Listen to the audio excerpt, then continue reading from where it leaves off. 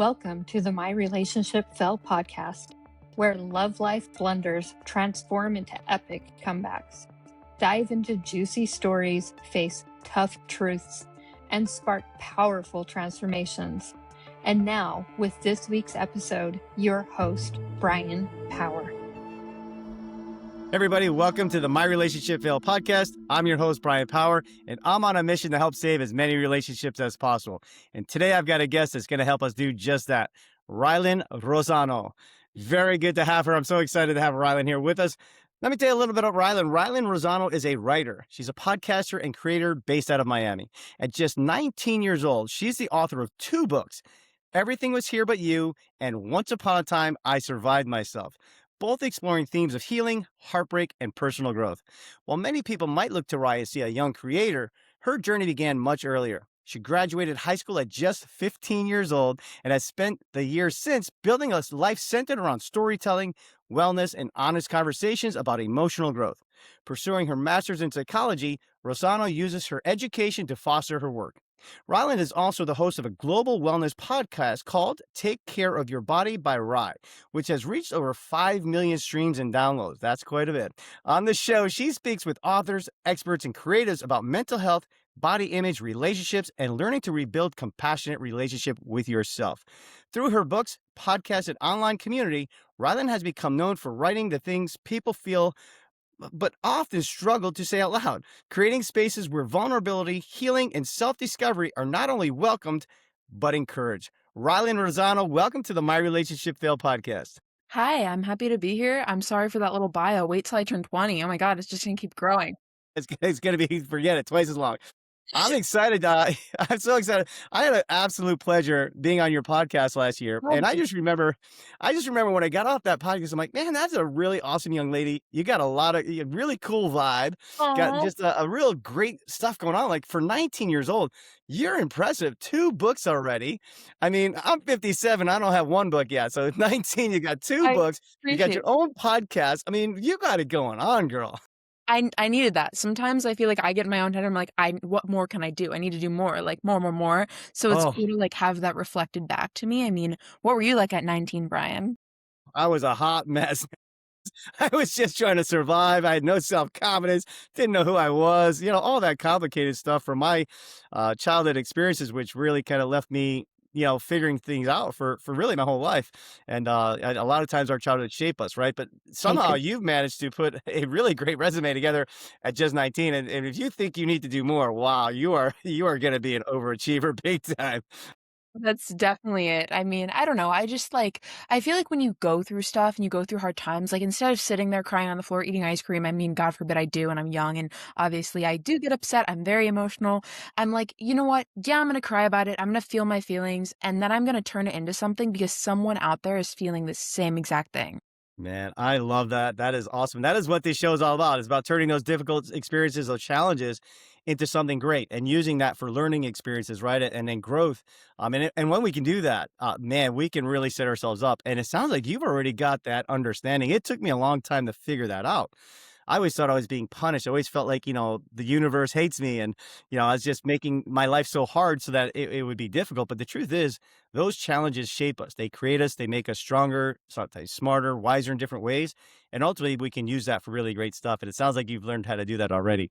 Oh, thank you. I mean, I'm trying. I'm sometimes like, why does my brain work this way? Why can't I just be normal and talk about like shows and TVs and movies? Everything sounds right. like Yeah, no, I guess that wasn't our journey. Tell us a little bit, like, where did it all start? Tell us a little bit about, if you don't mind, your childhood and what it was like growing up. What kind of, created this person called Rylin Rossano here? How did we get her? My mom is a single mom. My dad passed away when I was a baby, so she did it all by herself. And I think that's definitely where I get my ambition from, watching her overachieve and handle hard things and just work to have what me and my sister have now today. I think that really inspired me to do what I'm doing. She's just so intelligent and so smart. So definitely start out with her. Growing up, I loved to write. I was always very creative and expressive and deep feeling. I had a really rough childhood with some health issues. I had chronic asthma when I was a kid, which caused me to develop some body image issues, as well as, get bullied a little bit in school. I had some teachers tell me I was dumb and stupid and I wouldn't amount to anything because I also had a learning disability and, people don't like what's different, unfortunately. So I think because of all that, I used a lot of my way to cope through writing and expressing and, I would really gravitate towards creating things. And I think, well, hi, here I am today. So I think it did something Wow. good. But that is one of the reasons why I graduated high school so early because I didn't want to be poisoned by the Florida schools. I mean, in Florida, mold and mildew is a big thing. So I was like, nope, I'm not going to be sick. And COVID hit and I had the opportunity to take some extra classes and I went into my ninth grade year as a senior. And after that, I was like, you know what? I'm going to build a business and a brand to help people. And that's exactly what I did. Has it been easy? No. Have I cried over boys a little bit? Yes. Have I cried over my body? Yes. Have I developed another health condition? Yes. But still, we keep going. And I think if anyone follows me and they realize something, it's that I am not someone who sits with pain. I turn it into something and I want to inspire people to do the same thing because you're not what happened to you, you're what you make after it. Yeah, for sure. I love that. That's a great approach. You got a great head on your shoulders for somebody who's been through so much Yeah, that's my mom. at, at such And a young coffee. age. Mom and coffee, yep. Now, were you an only child? Is it just you? I have a older sister who is now 22.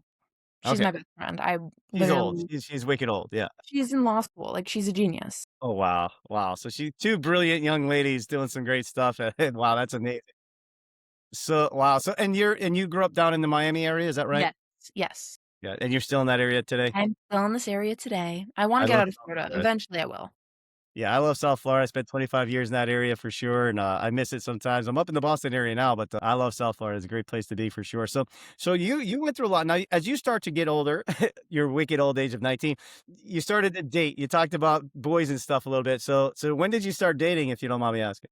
Well, I mean, I wouldn't say I have had a traditional dating experience. Unfortunately, these days we have things called situationships where it's very non-committal and you have men that want to play games and have a very hot and cold approach to things, but I would say took interest in trying to find someone that I quote unquote thought would match me even though I'm very emotionally mature at 17 and then I realized well unfortunately a little too late that just because someone is older and mature doesn't mean that they're meant for you and they're on the same emotionally developmental stage you're at. So I would say definitely around that age because I've been a little busy.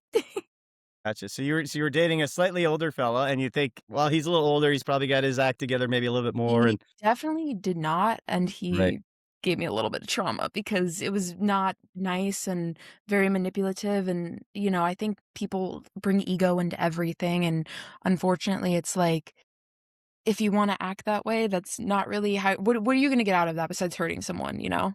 Yeah, so unfortunately, that one didn't go well. That one And didn't. it's always been tough, right? Dating is tough. It We're is, all in and, that like, the idea of teenage years. ghosting and situationships and all Yeah, these terminologies and people that just wanna either, like, use you or take advantage of you or, whatever it might be, and it's like no one wants to take it seriously, and for me, it's like, if something won't matter in 5 years, I'm not gonna give it 5 minutes, and, that's my perspective on it. I'm not gonna go find a random guy just to say I have a guy, I'm gonna wait and find someone that will match me and will match what I do, and if that takes a little longer, so be it. Because you can go find anyone on the street. I mean, but they're gonna put you in therapy for 20 years if you do that. You gotta have yeah, something. right. Yeah, you're gonna tie yourself emotionally to some mess, and yeah, get yourself in trouble. So Yeah, that's so why I one love what you just said, though. If it's not gonna matter to me in 5 years, then I won't give it 5 minutes.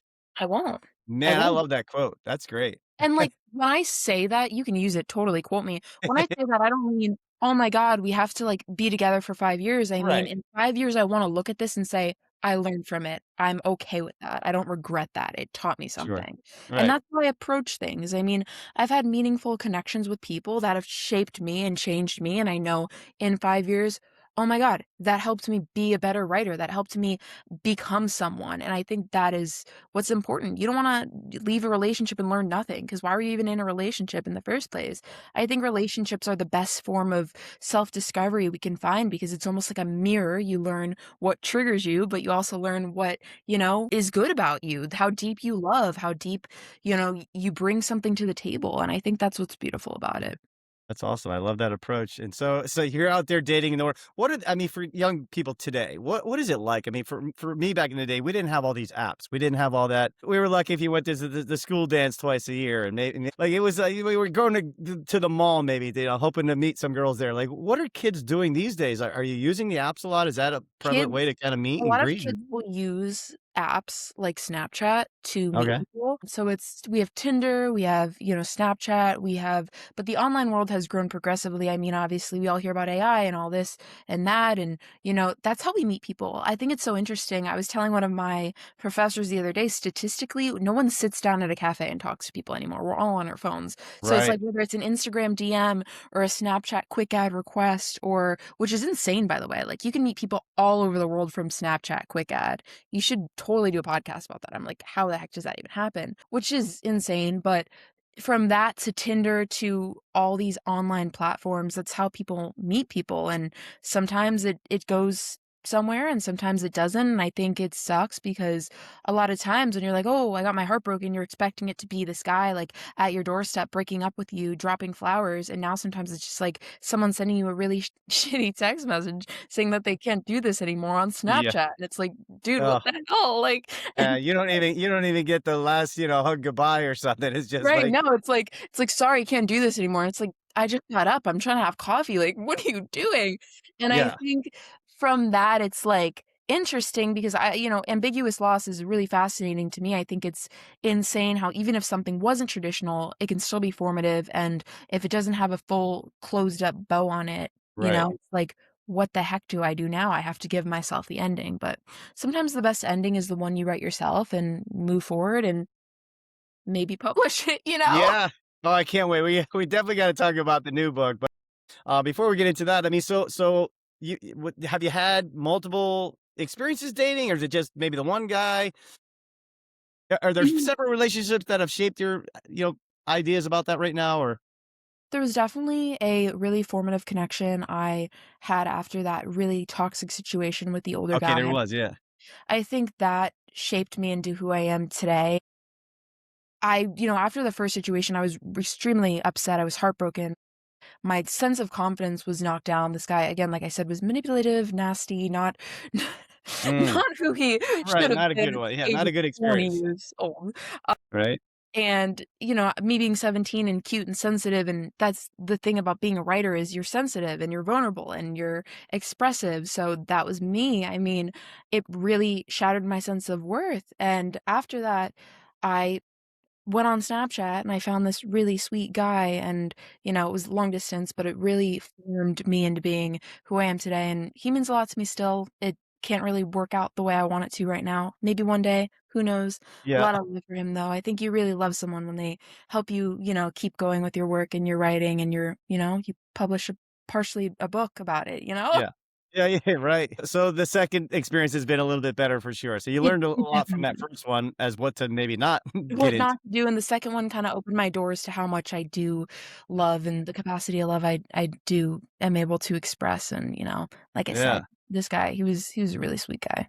That's awesome. So how did you start your podcast? What caused you to like get started on something like that? And talk about that podcast. You talk about really a broad spectrum of things. Is that right? Or I do. Like I said in the beginning, unfortunately, I've been through a lot of health struggles, so when I was 17, same time around the guy, I was not feeling well, and I was like, what the heck is going on with me?" Well, I got a diagnosis finally after not knowing what was going on with my body. I was super run down, super tired, super fatigued. What the heck's going on? I can't function normally. I'm lightheaded, dizzy, wanna pass out every minute. When I was 17, I finally got that diagnosis, which was dysautonomia and POTS, but it was an extremely emotional experience for me, and I had doctors dismiss me, and I literally sat in my car sobbing, and I was like, "No, this is not happening. I'm going to put this somewhere."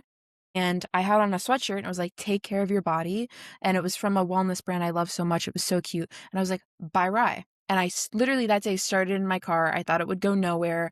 I thought my mom and the dogs would listen to it. And then I was like, you know what? Someone out there is feeling this. They're going through having a doctor tell them their symptoms are all in their head. It's just their anxiety. Maybe they're getting broken up with. Maybe they're having a really horrible experience right now in school. I've been through so much. I want to bring the people on. If I don't know what to say, I want to bring someone on that does and create this platform. And yeah, I guess no one wants to listen to it at 5 million streams and downloads, right? Yeah, wow, that's not bad. I can't wait till I can say something like that. That's Yeah, awesome. maybe. You're gonna get there. You're gonna get That's there. incredible, though. I tell you, that's an amazing story. How out of this experience, you seem to be able to take like your hardships and turn them into something really positive. I love the way you're doing that. Thank you so much. No, Yeah, I think that's the best way to do it. I mean, we have 2 yeah, types of pain, you know? I'm gonna let this define me, it sucks, I'm gonna stay there, and I'm gonna use this to grow and change and, create something that will help others going through something similar, and that's how I live yeah. my I think life.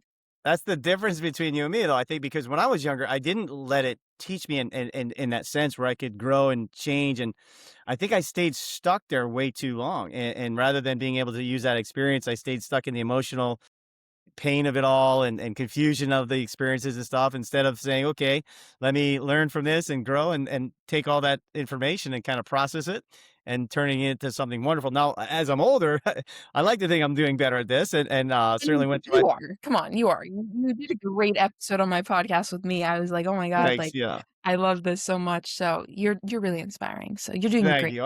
And I've learned similar to you, right? We're just like we're going to go through hardships in life. There are things that are going to challenge us.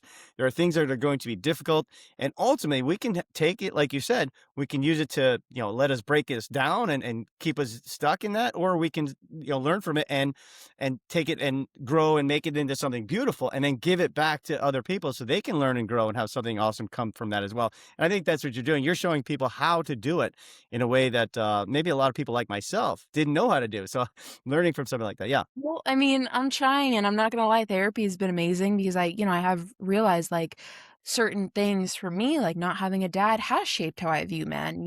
I've been in situations where men have made me uncomfortable, and I'm like, it's interesting when you're not mirrored the proper thing. Like, I love my mom. She unfortunately can't mirror what it looks like to be a safe guy. So it's like when you're not mirrored the right thing, your brain has to figure it out, and then it's like, oh, that's not it, and then it's like, let's try again, and then it's like, maybe kind of almost. And I think that is something I've definitely had to work on. So I mean, I don't have it all figured out. I'm really still in a stage where I'm trying to figure out like the kind of people I want around me while I'm doing all this, while I'm building what I'm building, Yeah. Of because I course. think it can make or break you, and I don't have any, ability to sit on the floor and cry for like 3 more months. But Yeah. Right. maybe hopefully, we'll have book 3 real quick. I don't know. But I think therapy also helps that too, like Sure. people and just learning from one another and podcasts and books and all of that, but therapy definitely will help you realize some crazy stuff about you. You're like, "Whoa, I didn't know that. That's because I didn't have a dad, I didn't have this, I didn't have that going on." But again, my mom's amazing and I would not be here without her. She's the Yeah, best. for sure. Let's talk about your first book, if you don't mind. Like, talk about that book. What is the title and what is that one about? Once Upon a Time, I Survived Myself is the title, and I know you're like, "Whew," like, every time I say that, they're like, "What the hell?" I'm like, "Yeah, I've been through the ringer." I talk Right. a lot about being a human, and I always say being a human is hard, and, a lot of people can relate to that and are like, "Oh, yeah, that's what do you mean? Like, what happened to you that was so bad?" I mean, and in that book, I talk about overcoming yourself and surviving the things that you didn't think you'd be able to get through. And, I think sometimes as humans, we're like, oh, yay, things are getting really good. And then it gets bad. And then it gets bad after. And then you're like, I can't catch a break. Well, that book is written for anyone who's been through anything hard, from body image to chronic illness to heartbreak to thinking that they're too much of a feeler. Maybe they don't feel enough. I wrote it all in that book and I wrapped it up as a little survival guide for anyone who thinks there may be too much or not enough. And it's written a lot about my life and things that I've overcame for people to be able to relate to and say that they survived themselves at the end of the book. It's like rewriting your story because you know what? If you have a sad story, you can rewrite it anytime you want, change it to be a happy story. I always think that. I love it. Absolutely. That's the mentality that, man, I love your approach, girl. You are going to do great things because you have the right attitude, and you really have that perspective of saying, "Hey, look, these struggles are going to shape me. They don't have to define me. They're gonna be the launching pad to success, and all these experiences that we're dealing with, the good and the bad, right, are the ones that ultimately we bring it all together and allow life to flow a little bit and not get so down when it's down, knowing that it's going to come back around. But we take that downtime to learn and say, okay, what can we learn at this time and move forward? Yeah, again, look like you want to say, Well, it's like, I don't know, again, like, this generation wants to rush straight into a new relationship, and I'm always like, figure out what the heck you learned from the last one, learn the last experience, you know? Like, sit down and really reflect because I think, maybe like, I've done things wrong in relationships. I mean, I used to be extremely anxious attachment and friendships, romantic things trying to develop, like, I've had patterns that I've had to change about myself. We all have things that we need to grow and reflect, and I think before you get into anything, really reflect, write it down, journal, and like figure out like who do I want to be? And when you sit with those feelings, you're gonna figure out who you want to be, and then maybe you'll attract the right people. Because if you're not who you want to be, if you're not in the space you want to be, you're not going to be surrounded by the people that will match your energy. And sometimes you have to focus on yourself, and then you'll find your people. I don't know. My husband's out there. I don't know whether I know him or not. I feel bad for him. Does he know what he's getting into? boy, he's in trouble, right? The emotional depth. So it sounds like obviously your mom. It sounds like there's several people in your life that have shaped you. Is there anybody besides your mom? Is there any other people that have really kind of come into your life that you, or even if you don't know them personally, is there like heroes or somebody that you've kind of looked up to or patterned, to say, hey, I really love this person, and this is kind of somebody that maybe want to emulate a little bit more or kind of shape you a little bit? Yeah, definitely. So when the idea of my podcast popped in my mind, I had a really formative journalism teacher who changed my life. And I was shy and quiet when I was in high school, my 1 year. I Yeah, literally hated my 1 year talking. high school. Yeah, my 1 year. Who else can say that? I was so quiet. Obviously I was writing things down and she saw something in me that I didn't see. And, she told me after I graduated high school, we stayed in touch, we were friends. She had a baby and she was like, "You need to start a podcast. You have all these things. People need to hear what you have to say." And I was like, me, I'm quiet. No, whatever." And then she unfortunately passed away, but I've taken her legacy and her inspiration and belief in me and the kind-hearted person she was, and I've poured it into my work. And she definitely was someone I admired and was a mentor for me for quite some time and still is. I think even if people leave, their impact doesn't, and the love that they gave us doesn't, and we can carry it on with whatever we do. So shout out to Mr. Bacher up in heaven. That one's for you. But, and That's I still awesome. stay in touch with her family, and they're the sweetest ever. And I think just surrounding yourself with people like that you can learn from. I mean, from her to my online community to the people I've met from doing what I do. I have so Right, many like deep friendships that I right, would have never started if I didn't start my Instagram or my podcast, which is insane. I'm like, "Oh my god," because 'cause I've had that thought, like, imagine I never did any of this. I would have never met people that I, like, FaceTime at 2 a.m., you know? So, those people definitely my friends, like, have shaped me so much, and, the people I have on my podcast, honestly, that's what I love about being a podcast host, and I feel like you'll learn this, is when you connect with people, you honestly, like, learn so much from other people, and then you walk away and you're like, "This is why I do this." I think if you simply talk to a stranger for 5 minutes, you're gonna learn something about yourself and probably find the answer to whatever problem you're dealing with. We just gotta listen. We all wanna talk at each other, not with each other, and if you listen to someone more, you're like, "Oh, they just right. told me the answer I needed to my problem I was thinking about at 7 a.m." So, I don't know, I really learn a lot from the people I've had in my past and in my path moving forward and within, my everyday career. And I think that's really beautiful because I love meeting people. And sometimes I'll write about it in my books. If it's so formative, they'll get a chapter and they'll be like, "Hey, I wrote this about you." Right, this is about you, right? I love that. So that's your first book. Now the new book is when did that come out? This came out February 9th, and I wanted to do it Okay. right before Valentine's Day because I know a lot of February people. 29th, 2026. That's Yep, when this book came out. Okay. 2026. This one came out, Very and I recent. wanted to do it right before Valentine's Day because I know that time of year is confusing. You see people in relationships or, you're like, love so deeply, but I've lost so much, and I think just those I know, like, "Ooh," you're like, "God, this girl." Um, you know, but it's true, I mean, suddenly it's this happy time of year, and you think about all the horrible things that's ever happened to you, and the heartbreaks, and the sadness, and the grief, and I was like, "You know what? This is the perfect time for people to find comfort in this," and this book, I actually got the idea for it in my era of Once Upon a Time I Survived Myself. I was standing at my book signing in July, and I had a room full of people that I love there, and I was like, "Why does it feel like something is missing? What the heck is going on? Like, am I broken?" There is a people literally people showing up for me the day after 4th of July, mind you, and I feel like, someone or something should be in this room. I went home, and I was, like, looking through things that I've written over months, because that's how my brain works. I'll just, like, start writing these, like, little shorted essays in my notes app, and I'm like, "Holy crap, here's book 2." Like, it wrote itself, and I And think that what's the title of the book, real quick? What is the title? everything was here but you. Everything Was Here With You. Okay, right. Okay. That is kind of the origin story for it, and I was like, "Crap, my 2nd book wrote itself.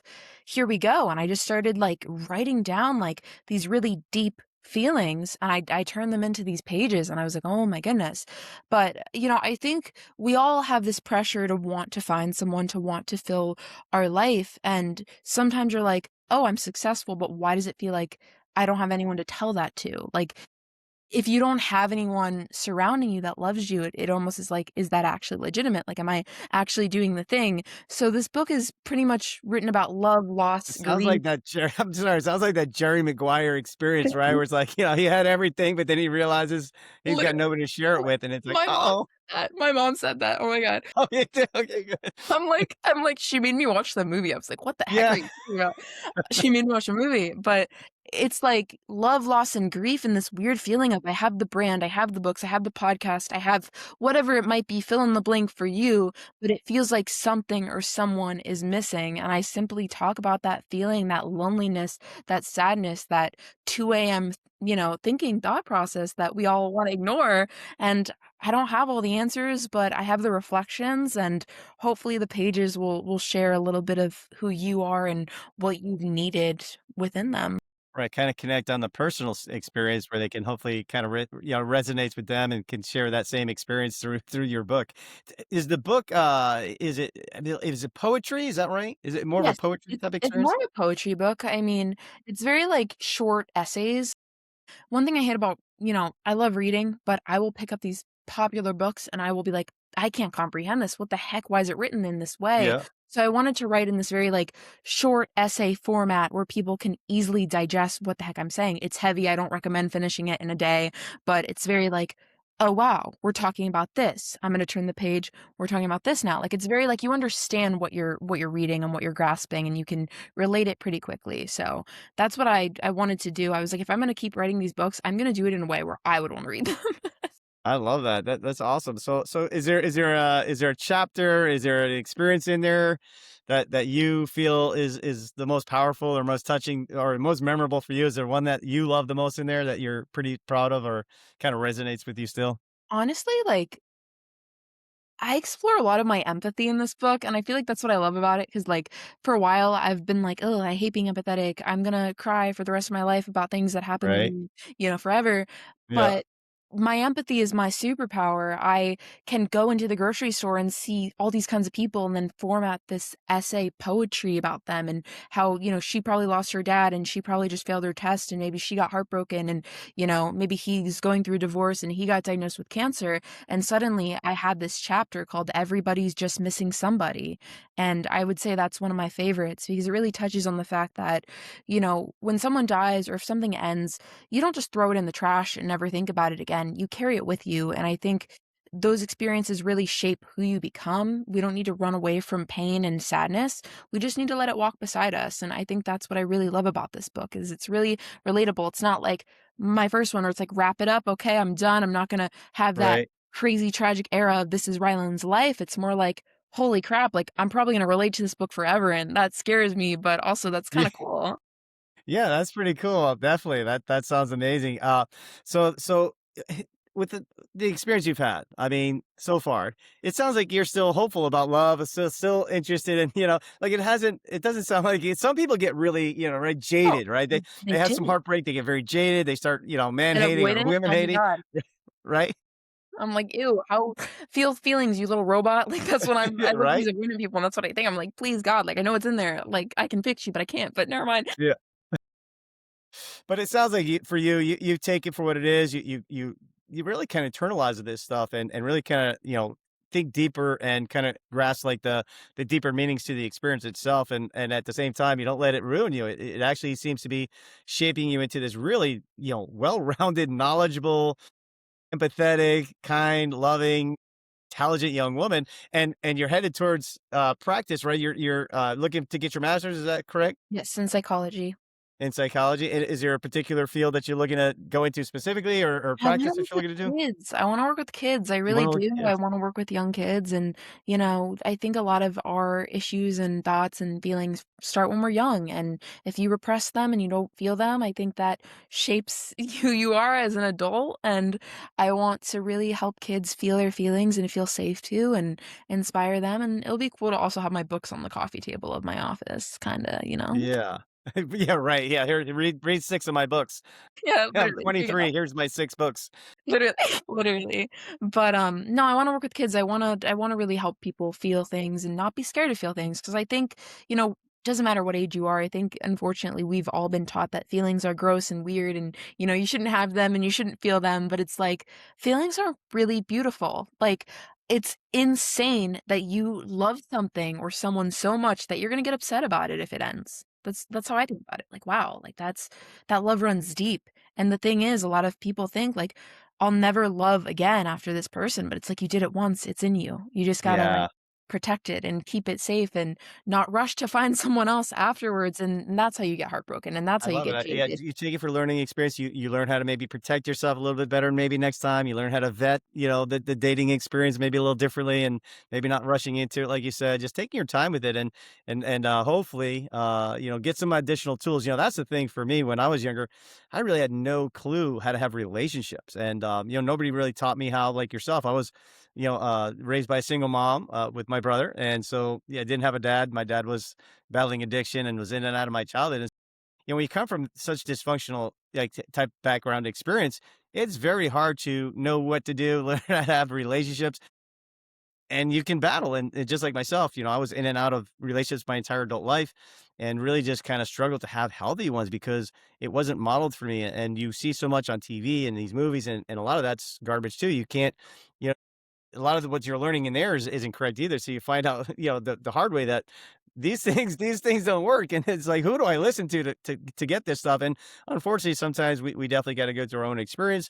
But then also what I love about today is you can learn so much. There's so much information today that we didn't have when I was younger, right? So I couldn't just jump on and listen to podcasts or go on to YouTube and watch videos about how to have better relationships and stuff. I mean, is there any particular area that a lot of these younger kids are starting to gravitate and learn from this stuff, or are they still just kind of out there just on the apps trying to hook up and connect? Unfortunately, it's more of the second one, and It's more that's of this, like, a yeah, no-go for me. If you're gonna sexualize me, the door is right there because I'm so much more than how I look. yeah, And good that's for when you. you need to yeah, that's when you need to know your self-worth, but that's unfortunately, that's what it is. We have a lot of avoidant attachments out there that can't feel their feelings and need therapy as soon as possible and want to distract, and I think something I've realized is distraction is how we, don't face our problems, and if someone is going people are mirrors, like I said in the start of this episode, and if someone is gonna show you where you need to do work that makes you uncomfortable, you're gonna pull away. You're not gonna wanna be with this person. You're gonna be like, "I need distance, I need a break, I need whatever," because that person is showing you, you need to do this work that you're not ready to do.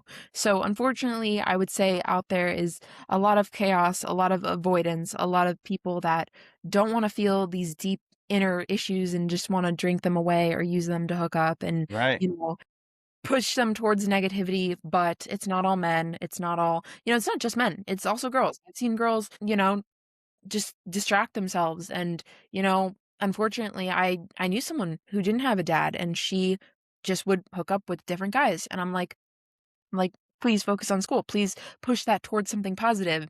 Be intentional, you know? Wait for someone instead of finding just anyone to hang around. And I think that's the difference, but we need more intentional people out there and intentional experiences because it really shapes you and it really, you know, teaches you a lot about yourself. But a lot of people don't want to meet that because it's scary and it shows them suddenly they have all these issues and, oops, how do I deal with it? I'm scared.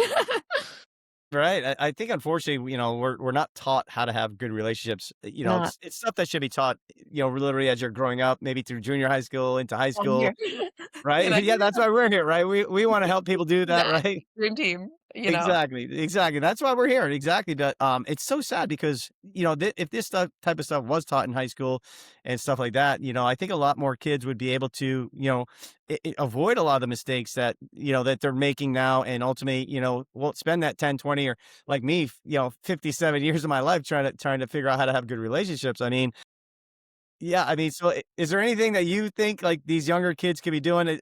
For me, of course, I know about attachment theory, and I think that's prevalent, and integrated attachment theory, which goes over some 6 core elements of how to have better relationships. But is there anything particular that you have kind of learned yourself that you're kind of would like to talk about for the younger generation as well? I have learned a lot from myself and just from dealing with these unneeded, unmet people that I shouldn't really be talking to because it's so interesting. Like now that I know my self-worth, I'm like, yeah, this is not what I want. Bye, block, leave, go away, get away from me. Like, please, the door's there. Which I think is cool. But again, I wasn't always there yet. And I think that's where these younger kids can learn. It's like you got to first view yourself positively because if you don't view yourself positively, if you don't have a good relationship with yourself, I'm not saying love yourself, I'm saying accept yourself. Look in the mirror and say something you like about yourself because it all really starts with liking yourself. If you don't like yourself, you're going to get into horrible situations with people that are going to treat you really bad and think that's what you deserve. And sometimes you'll then eventually figure out the hard way whether that person hurts you or you see a friend in a healthy relationship. Wait, I deserve better. This is not how I should be treated. So I really think it all starts with ourselves. If you don't view yourself positively, no one else around you is going to view you positively. If you put yourself in the wrong room, you're not going to be able to find the right thing. And that's, I'll die on that hill. I say that all the time. I mean, again, focus on yourself, fix your childhood issues, and then you can find a healthy relationship instead of just, settling for the next person, that you're going to see Yeah. walking across the street. I It's think like, you just hit you you hit know, the one I was looking for though. Fix your childhood issues, because fix them. that's really key. But what I found and what I learned is that so much of this is dealt into the subconscious, right? So subconsciously we have these patterns that we develop through our childhood, and a lot of times by the time we hit our teenage years and into our young adult life, and we start to date, we have a lot of misconceptions, we have a lot of pain, a lot of trauma in there, and this false perceptive filter, if you will, kind of like this false filter that's filtering the information on how to have relationships and everything else. And so if we're just going off of that, we're almost destined to have some real problems here. And sometimes that's why we just venture towards the short-term non-committal relationships where there's really no depth to them, because we don't even know who we are, and we don't even know really how to make it last more than 2 or 3 months at a at a distance, if you will. So yeah, do you find that's a big thing too, like the subconscious in your study so far with what you're learning? Do you feel like that's the big issue, is a lot of that subconscious type of stuff that's going on? I Yeah. think so, and I think if someone doesn't see themselves as worthy, they're not gonna want something that's worthy, you know? But again, it's also interesting that I think addiction theory is interesting. Every human has an addiction, and for some people, it's, having those hookups, and for others, it's connecting but not taking it anywhere, and I think, again, it all stems in how we're raised and what we grew up around. I mean, I'm not saying for anyone listening, "Oh god, you grew up without a dad, you're cooked," that's the Right. story for you, Yeah. like, I'm saying if you grew up around emotional unavailability, you're gonna attract people that are emotionally unavailable, and you need to break that habit because you deserve someone who can show up for you emotionally, physically, and in all the ways, and that's something that's really heartbreaking to me. Like these people will grow up in these environments with their family and let it dictate them, and they'll reach the age of 20, and then they're scared to leave and scared to break the pattern. But it's like you gotta break the pattern before it keeps expanding when you have a kid, like, Yeah. please, God, like, break the cycle. Yeah. you I know? think this is But unfortunately, most of us don't know that, right? And so a lot of times we get right, stuck in this, and then and unless somebody can get us, to that awareness level, if you will, we're like, okay, wait a second, yeah, I recognize that I have an issue, and maybe I came from some trauma, and I do have some things that I can work on. A lot of times we just think this is normal, this is what life is, and it's hard right. to get out of our own way because the subconscious is so powerful, and that the conscious cannot outpower, overwill the subconscious, if you will. So consciously we're thinking one thing, but subconsciously we're behaving in some really negative patterns that we develop. And if we can't figure that out and discover that and fix it, then those patterns stay with us forever, right? I see you That's laughing. no, I'm laughing because it's like I'm like, if I look at any of the past experience I've had, I'm like, well, at least I taught these people what they should be looking for. At least I was a mirror for them to Right. show them like Yeah. this is what secure looks like. You're good. Like find something that feels like this. And I think again, relationships are mirrors. You need to find You're right. someone that can show you, oh crap, I have things I need to work on. And wow, this is what I want more of. And I think, again, heartbreak sucks, but it's like, wow, like how beautiful is it that someone loved you so much and something maybe ended so you can go find the right thing and find out how much you can take that love and those feelings and find it in someone more equipped for you. But no, everything you just said is so beyond true because it's like you need to have a mirror. They should make a movie almost Yeah. so we all can just like watch it and be like, oh, okay, like now I need to fix my life.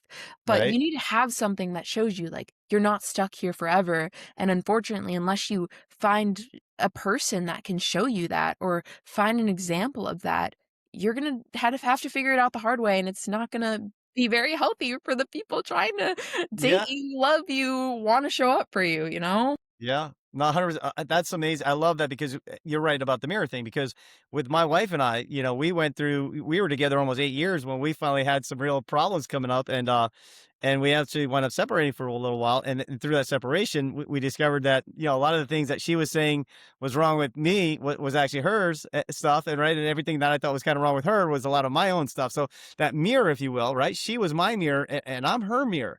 And I think that's a lot of times the problem. We think it's the other person that has all these issues. But when we really look at it, that's a mirror of us. And if we can really pay attention, what we think is so wrong with our partners, a lot of times is our own issue. And And yeah, that's the stuff. So we can use that information. That's really great stuff that you were just saying there.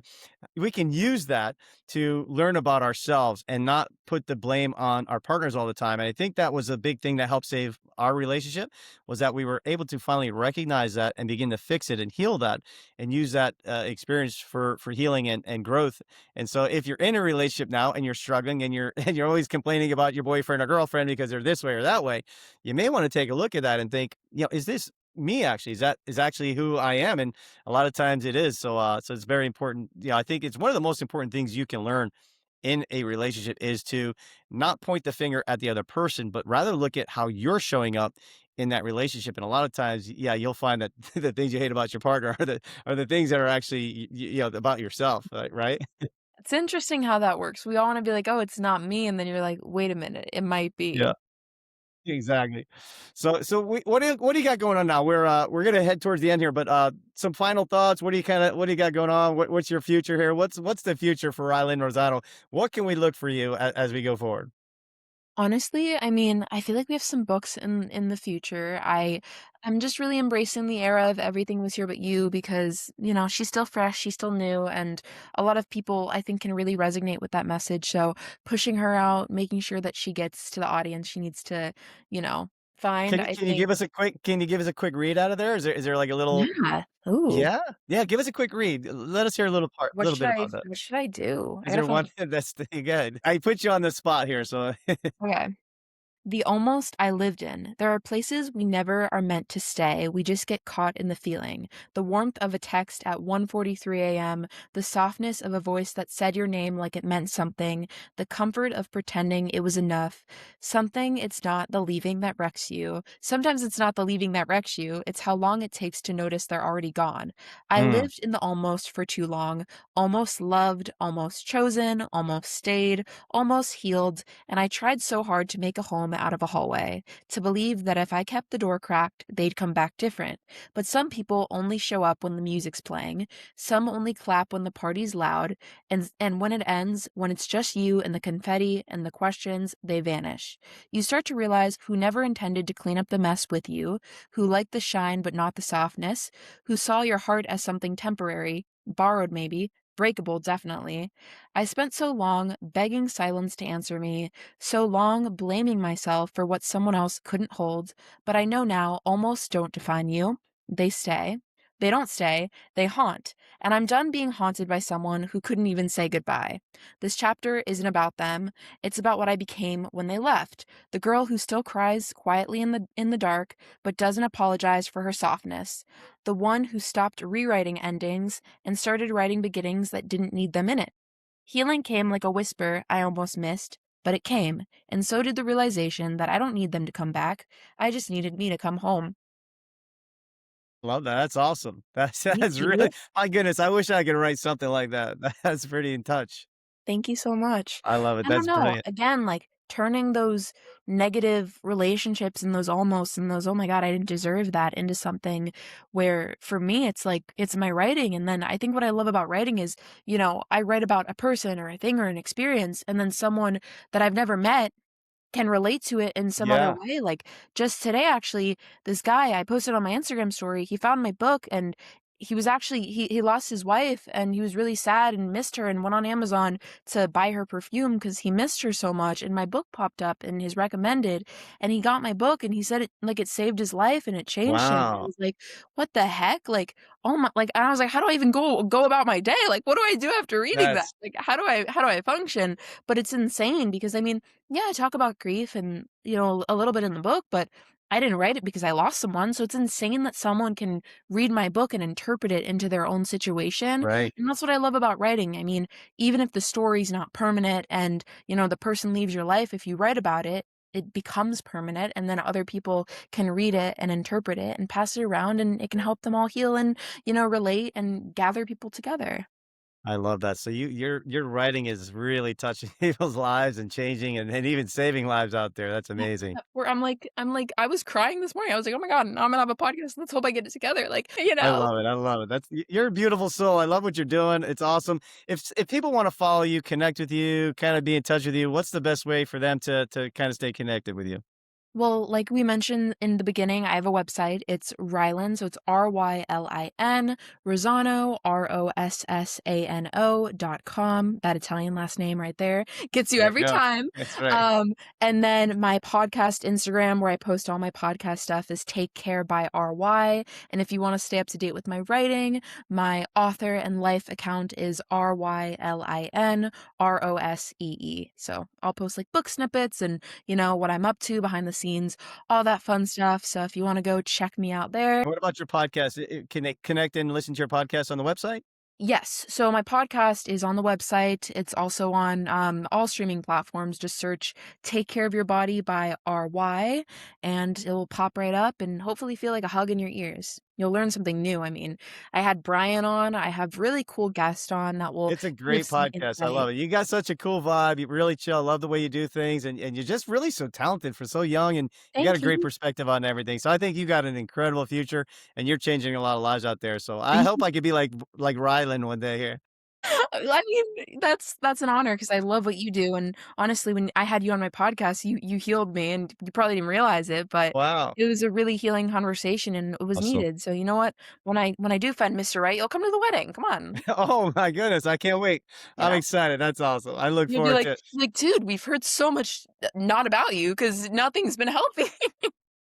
Well, we're definitely going to have to keep in touch. We're going to have you back on your next 6, 7, 20 books by the time you're done here. So looking forward to have you back on the show someday. But thank you so much for joining us here today. Thank you for having me, Bryan. It's an honor. I love what you do. Keep it up, and I can't wait till you get to 5 million streams. I mean, come on, I'm your biggest fan. Thanks, Rylan. I appreciate it. Thanks, guys, for joining us this week. We'll see you next week on the My Relationship Fail podcast. Thanks, guys. Bye bye. Thank you for listening to the My Relationship Fell podcast. For more great content, visit www.myrelationshipfell.com and follow us on Facebook, Instagram, and YouTube at My relationship fell.